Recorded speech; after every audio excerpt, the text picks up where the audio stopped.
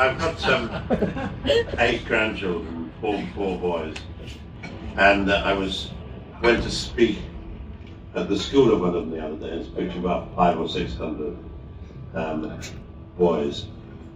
And one of the boys at the end said to me, do you think, Lord Patton, you could say anything cheerful?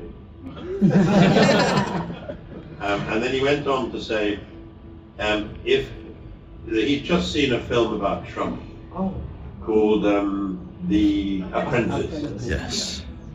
And he said, do you think that should convince us of the benefits of democracy?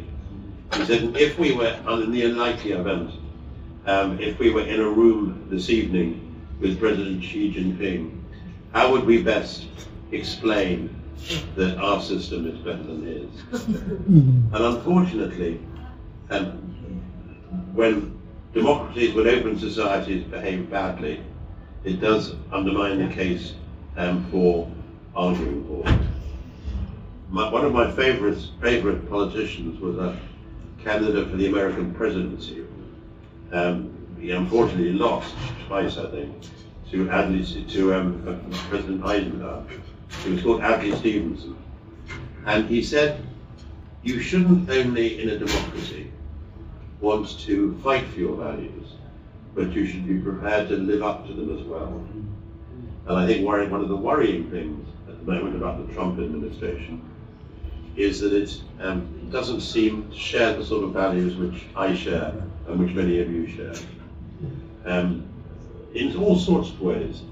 There was something I think particularly grisly about seeing the richest man in the world, who's now been given responsibility for the US government, closing down the American aid program which helps the poorest.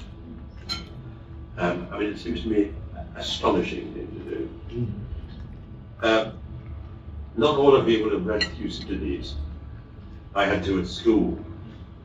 And there's a wonderful description in Thucydides, in this great history of the Peloponnesian War in the 4th century BC. Wonderful description of the war between Athens and a little island called Milos. The Athenians wanted the Melians to join them against Sparta. And the Melians didn't want to. So the Athenians wiped out the island. They killed all the men and sold the women into slavery. And their message to the Melians when they did this, unfortunately, sounds a bit like President Trump.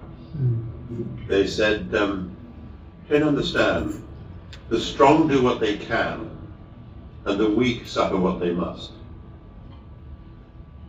An awful way of describing what the world is like for some people.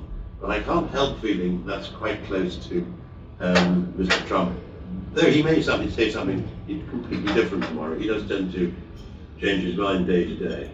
But the president's policy on the Middle East is plainly against international law and plainly amounts to ethnic cleansing. And those are not things you expect from somebody who purports to be the leader of the free world.